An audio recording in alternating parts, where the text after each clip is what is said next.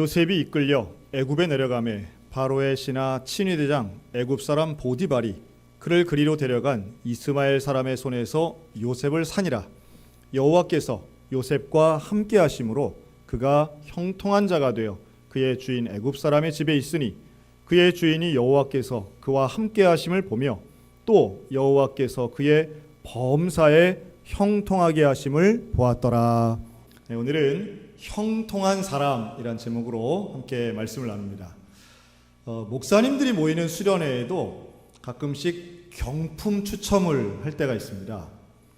여러분 어떠신가요? 경품 추첨을 할 때 여러분들은 주로 당첨되시는 경우인가요? 아니면 나는 암만 살아도 다 주는 거 말고는 받아본 적이 없어. 아마 이런 분들이 대다수라고 저는 생각이 듭니다. 아마도. 그런데 가끔씩 보면 목사님 나는 가기만 하면 당첨됩니다. 이런 분들이 있습니다. 실제로 있고요. 목사님들 중에도 계세요. 그래서 최근에도 제가 만난 우리 지방에 아주 우리 가까이 목회하시는 존경하는 목사님인데 그 집안은 집에 가전제품 절반을 경품으로 이렇게 했답니다.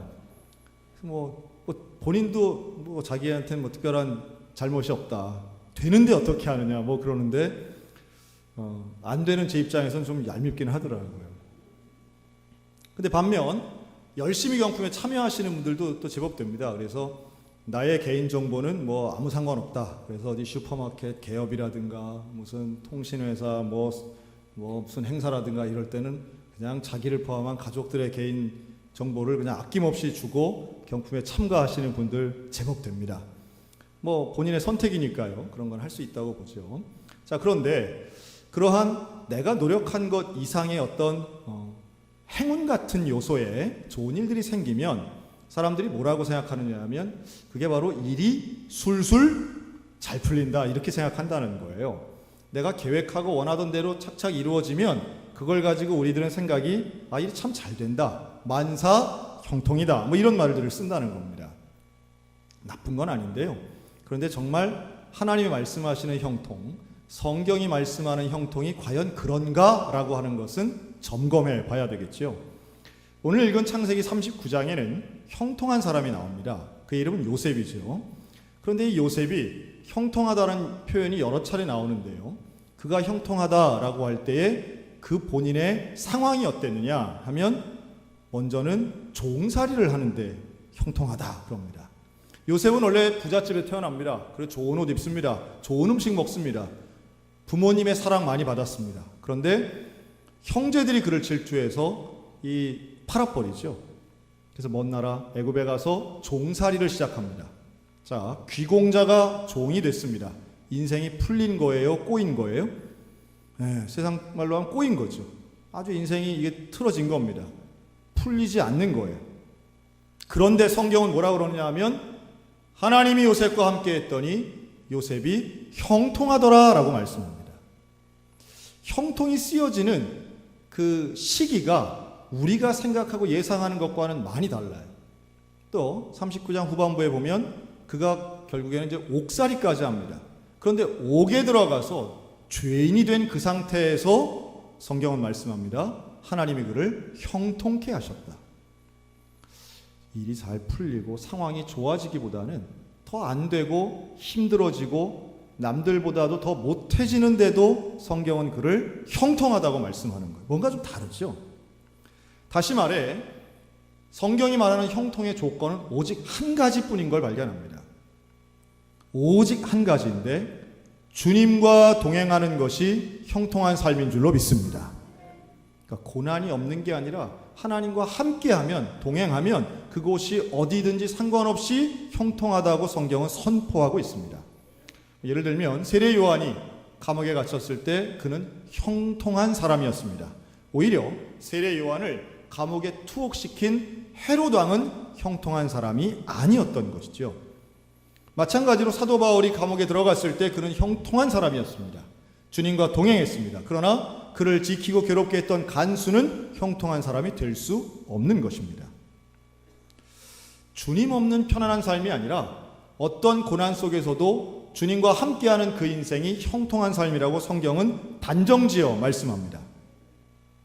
여러분, 우리의 형통이 상황에 따라 달라지는 형통이 아니라 주님과 함께하는 온전한 형통임을 깨달으셨으면 좋겠습니다. 그래서 이것을 좀 다른 말로 이렇게 한번 표현하고 싶어요. 형통한 사람은 어떤 사람이냐 하면 한번 따라하시기 바랍니다. 언제나 잘 사는 사람. 우리가 자본주의 사회에 살다 보니까 잘 산다 그러면 돈 많으면 잘 산다고 하고 돈 없으면 못 산다고 하잖아요. 그러나 성경은 그같이 그런 판단을 거부합니다. 누가 잘 사는 것이냐? 하나님과 동행하는 사람이 잘 사는 것입니다. 그리고 하나님과 동행하면 언제나 어디서나 어떤 위치에서나 잘 살 수 있다고 말씀하고 있어요.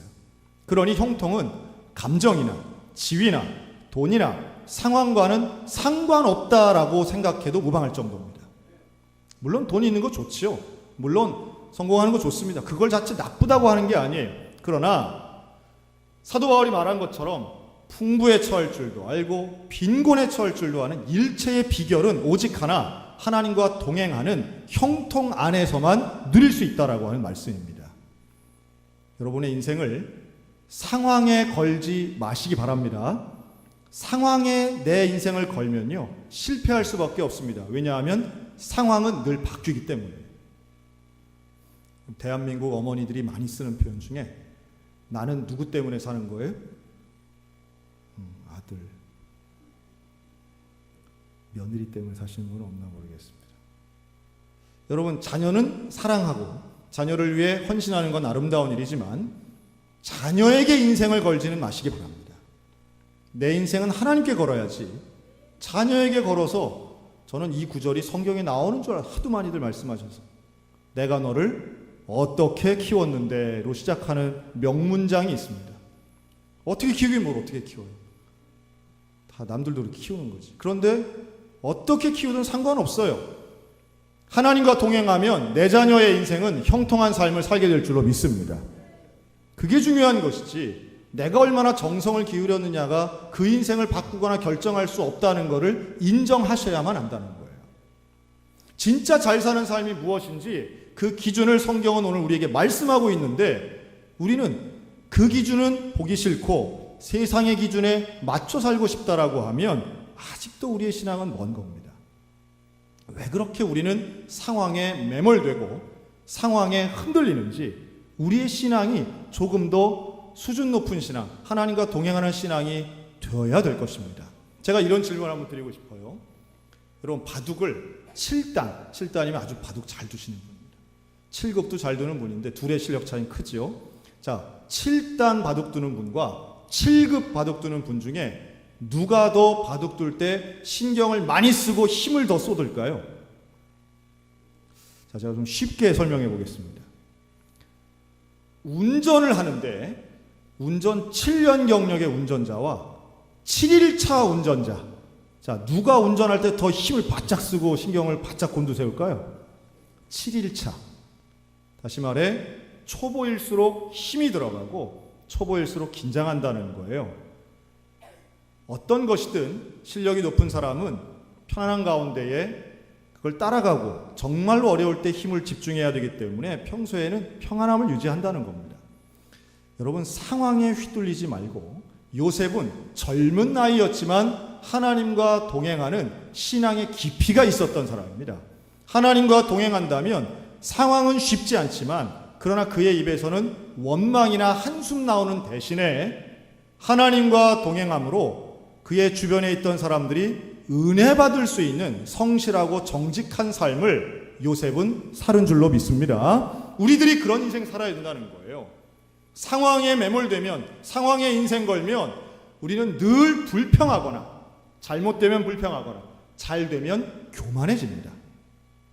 그러나 하나님께 인생 걸면 잘되면 잘돼도 겸손할 수 있고요, 실패해도 낙심하지 않을 수 있습니다. 하나님께 인생 거는 참된 형통, 참된 지혜가 있으시기를 주님의 이름으로 축원합니다. 그런데 이러한 형통에는 과정이 있다고 보여집니다. 그 과정은 하나님이 인도하시는 거죠. 사람은 내 계획, 내 뜻대로 돼야 일이 잘 풀린다 생각하지만 이 형통은 결국 하나님의 계획대로 되는 것이 참된 형통이라는 말씀이에요. 여러분, 우리의 인생이 하나님의 계획에 맞춰가는 형통의 인생 되시기를 축원합니다. 자아실현이 아니에요. 우리 인생의 목적은.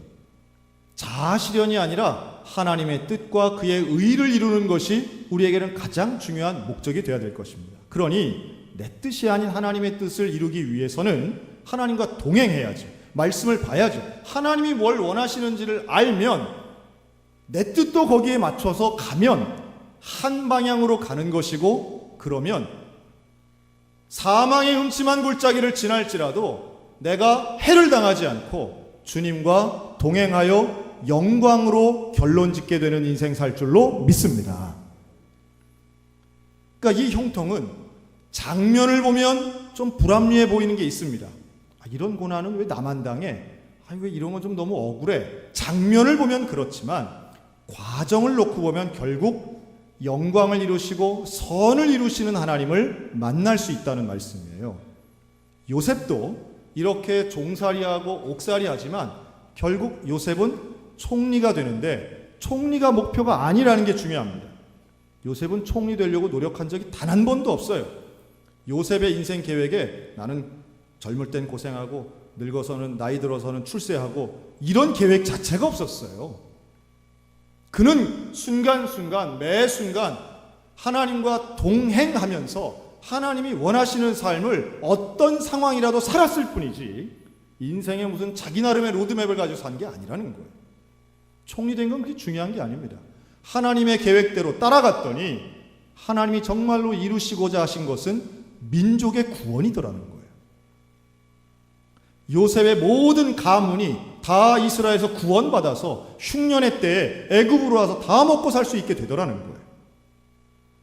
하나님이 지금 오늘 저와 여러분의 인생표 가운데 하나님의 계획은 모든 것이 합하여 결국은 선을 이루게 될 줄로 믿으시기 바랍니다. 지금의 고난 이해할 수 없어요. 요셉도 이해하지 못했어요. 내게 왜 이런 일이 일어나는지 결과를 알지 못해요. 하지만 믿기 때문에 견딜 수 있는 것입니다. 알고 견디는 게 아니에요. 하나님을 믿기 때문에, 나와 동행하신 하나님을 믿기 때문에 이 어려운 과정 속에서도 견뎌낼 수 있는 거예요. 결국은 하나님이 선을 이루실 거야. 결국은 하나님 편에서 영광이 있을 거예요. 그 순간이 죽음의 순간이라 할지라도 하나님을 신뢰하고 동행하는 사람은 형통한 사람인 줄로 믿습니다. 자, 그럼 결과입니다. 이 형통의 결과는 어떻게 드러날까요? 형통한 사람은 그 주변도 형통하게 만듭니다. 참 놀라운 말씀이 있어요. 요셉이 보디발에서 집에서 주인 보디발 집에 살면 보디발이 복을 받아요. 또 감옥에 갇히면 감옥에 있는 간수장이 은혜를 받아요. 놀라운 일 아닙니까? 여러분, 형통한 사람은 어딜 가든 그 놀라운 형통의 영향력을 끼친다라고 하는 사실이에요. 2015년도에 미국에서 복권이 화제가 된 적이 있습니다. 우리나라도 복권 종류가 많은데 미국에도 로터링도 있지만 다른 여타 종류의 복권들이 많습니다. 그 중에 이 슈퍼볼이라는 복권이 있습니다. 근데 이게 당첨자가 없으면 당첨금이 계속 이월되기 때문에 이게 누적되어 쌓인 거예요. 그래서 얼마까지 쌓였냐면 한화로 약 2조 원까지 쌓였습니다. 2015년도에 있었던 일입니다. 2조 원. 난리가 났어요. 아주 그냥 전국이 난리가 나고 외국인들까지도 그거 살려고 이제 달겨들었습니다. 그리고 결국은 당첨자가 나왔는데 공동으로 1등이 3명 나왔습니다. 그러니까 이제 1인당 한 6,500억 정도 이렇게 이제 별로 놀라지도 않으시죠. 6,500억 이렇게 받는 거예요. 그런데 이게 왜 화제가 됐냐 하면 그 중에 한 부부가 텔레비전에 나와갖고 이제 하여튼 우리나라는 로또 1등 당첨되면 어디 숨는데 미국 분들이 나와서 막 자랑을 하시더라고요. 그런데 나와서 인터뷰를 하시는데 이 한 부부가 뭐라 그러냐면 이제 사회자가 묻잖아요. 이 당첨금 이 어마어마한 금액 가지고 뭐 할 겁니까? 그런데 이 부부 이름도 있어요.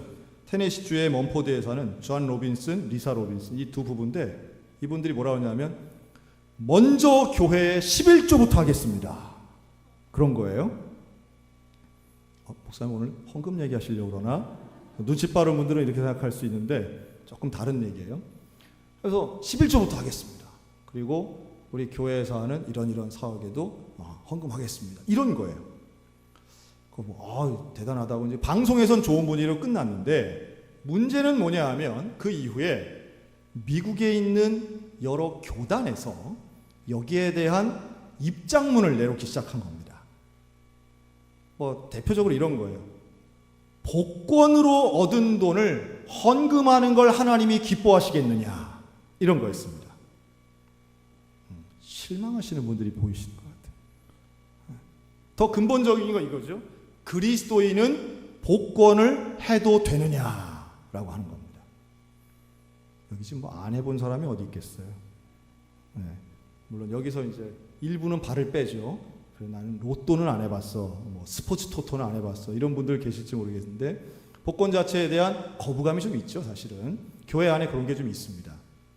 자, 여기에 대한 토론이 아주 활발하게 2016년도에 일어났습니다. 그전에도 그런 토론은 많았고요. 여러분들 어떻게 생각하시나 모르겠습니다.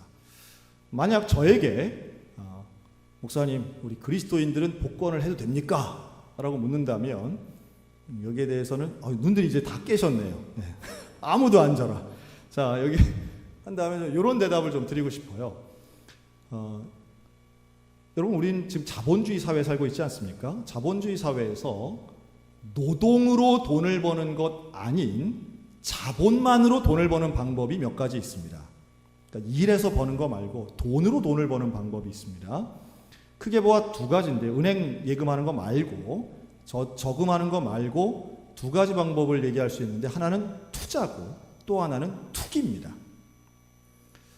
여러분, 뭐가 나쁜 거예요? 투자와 투기. 당연히 투기가 나쁜 거죠. 투자는요, 투자와 투기의 그 차이점을 우리가 안다면 다른 것에 적용하여 우리가 알 수 있다고 볼 수 있습니다. 대표적인 게 주식인데요. 여러분, 그리스도인은 주식을 해도 될까요? 안 될까요? 대답하지 마세요. 그런데 이 주식의 문제도 마찬가지입니다. 주식은 주식 투자가 있고요, 주식 투기가 있을 수 있다고 생각합니다. 주식을 똑같이 한다 해도 똑같지가 않더라고요. 물론 저는 주식을 한 번도 가져본 적은 없지만 이 주식이 만약에 저 같은 정말 초보자들을 위해서 제가 순진한 얘기를 한번 하겠습니다. 여러분, 주식은 원래 목적이 무엇인가요? 여기에 회사가 있다고 할 때 이 회사가 건전하고 발전할 수 있도록 자금을 모으는 것이 원래 주식을 만든 목적이라고 저는 알고 있습니다. 또 주식을 투자하는 입장에서는 이 회사가 더 성장하고 발전해서 더 이득을 내면 그 이득의 일부를 투자한 나에게도 받는 것, 이것이 주식 투자의 아주 기본적인 입장이라는 거죠. 반면 투기가 있습니다. 회사와는 상관없이 주식을 사고 팔 때 일어나는 그 경제적인 이득을 취하기 위해서 때로는 거짓 소문도 흘리고 때로는 작전 세력도 만들고, 그리고 하루에도 초단타 매매, 이런 식으로 기업의 활동과는 아무 상관없이 내 개인적인 이득을 올리기 위해서 하는 투기적 행위가 있어요. 근데 이게 왜 문제냐 하면, 투기와 투자의 가장 큰 차이는 둘 다 돈을 벌기 위한 목적은 맞지만 차이가 있다면, 투자는 상생의 개념이 있는 반면에 투기는 누군가 피해자가 있다라고 하는 겁니다. 누군가 피해자가 생기고 그 피해자가 것을 갈취하는 형태가 된다면 이거는 우리는 거부해야 된다는 것이에요. 도박이 대표적이죠. 여러분, 도박에서 돈을 땄다라고 할 때는 반드시 누가 있어요? 돈을 잃는 사람이 있습니다. 그것은 누군가의 눈물을 흘리고 누군가의 아픔을 통해서 내가 이득을 취득한다면 그것은 하나님의 뜻과는 거리가 있다는 말씀이에요. 그러니 돈을 버는 것, 여러분, 최소한 우리 기독교인들은 돈을 벌 때 수단과 방법을 가려야 됩니다. 수단 방법 가리지 말고 모으는 것은 성경적이지 않습니다. 할 수 있고 방법이 보여도 절제하시고 가리셔야 됩니다. 그러니 무엇이 투자이고 무엇이 투기일까, 이것을 잘 살펴보고 면밀히 생각해 보는 과정이 필요하다는 말씀이에요. 자, 그러면 복권은 어디에 해당될까요? 복권은 투자입니까? 투기입니까? 그리고 대답하지 마시라니까 자꾸 대답을 하시려고 그래. 자꾸 대답을 하시려고 그래. 네, 대답하랄 땐 잘 안 하고. 자, 이것은요, 저는 그런 마음도 충분히 이해가 됩니다. 정말 이것 외에는 내일에 내년에 소망이 없는 분들이 있어요.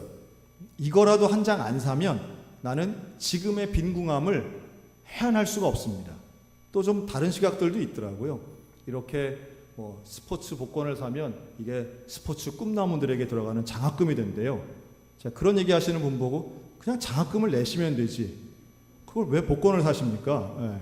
네. 전 그런 얘기 한 적도 있습니다. 그러니까 우리가 물론 제가 율법적으로 이거 하면 큰 죄입니다 이런 말은 아니지만 고민하고 생각해 보자는 거예요. 특별히 경제의 흐름에 대해 나에게 이득이 있다고 무조건 하는 것은 이건 성경적이지 않고, 최소한 형통한 그리스도인이라면 우리가 가는 그곳에 나만 아니라 타인의 이익도 생각할 수 있어야 된다라고 하는 겁니다. 사랑하는 성도 여러분, 여러분들이 가는 곳마다 상대방도 형통한 역사가 일어나시기를 주님의 이름으로 축복합니다. 우리가 속한 가정이 나 때문에 형통했으면 좋겠습니다. 우리가 속해 있는 직장이 우리 소양교회 교인들 때문에 형통했으면 좋겠습니다. 그런데 내가 가는 곳마다 오히려 분란이 일어나고 갈등이 커지고 이렇다면 이건 좀 문제가 아니겠느냐는 거예요. 함께 섬겨야 됩니다. 그리고 내 것을 나누어야 됩니다. 같이 잘 살 수 있는 것을 찾아야지 나만 잘 사는 것은 하나님의 형통이 아니라고 하는 말씀이에요. 요셉은 그런 사람이었어요. 요셉은 가는 곳마다 남도 형통케 합니다. 남도 잘 되게 합니다. 여러분, 그럴 때에 하나님은 그런 사람을 형통케 하시고 기억하시고 100배의 결실을 얻는 거부가 되게도 하시고, 하나님께서는 생각지도 못했던 놀라운 일과 열매로 축복하시는 줄로 믿습니다. 저는 우리 교회가 그런 교회 됐으면 좋겠어요. 우리 소양교회가 남도 살리는 교회, 남도 잘하게 하는 그런 교회 됐으면 좋겠습니다. 우리만이 아니라 남도, 지역도, 이웃도, 조금 세게 이야기한다면 불신자까지도 잘 되게 하는 교회가 됐으면 좋겠습니다. 그게 우리 내년에 기대하는 봉사와 섬김의 방향이기도 합니다. 선교가 불신자를 향하고 있다면 봉사와 섬김은 이웃을 향하고 있는 것이죠. 그리고 그런 마음을 가지며 하나님과 동행할 때 결국 우리의 인생의 방향도 온전해질 줄 저는 믿습니다. 우리에게 하나님이 정말로 원하시는 게 무엇일까? 나와 동행하시는 그 하나님이 말씀하시고 격려하시고 인도하시는 그 길, 결국 총리가 된 요셉뿐만 아니라 오늘 우리들의 인생 가운데에도 똑같이 적용될 수 있다고 확신합니다. 여러분, 건강을 잃어도 예수를 잃지 마시기 바랍니다. 돈을 잃어버려도 예수를 잃지 마시기 바랍니다. 다른 것 때문에 예수를 버리는 일이 없을 때 예수를 붙잡고 동행한다면 우리의 인생은 언제나 잘 사는 인생이 되는 것이고 어디서나 형통한 인생 확실히 될 줄로 믿습니다. 예수님과 함께 한다면 이미 우린 행복한 사람이고 성공한 인생입니다. 우리의 인생은 고난을 해결하는 인생이 아니라 주님과 동행하는 인생이 되어야 할 것입니다. 그리고 그것이 오늘 주님이 우리를 사랑하시며 우리 가운데 원하시는 길이고 우리가 형통한 삶을 살아가는 유일하고 하나뿐인 온전한 비결입니다. 사랑하는 성도 여러분, 주님과 동행하며 남도 잘 살게 하고 우리 안에 하나님의 계획대로 살아가는 참된 형통의 성도들 다 되시기를 우리 주님의 이름으로 축원합니다.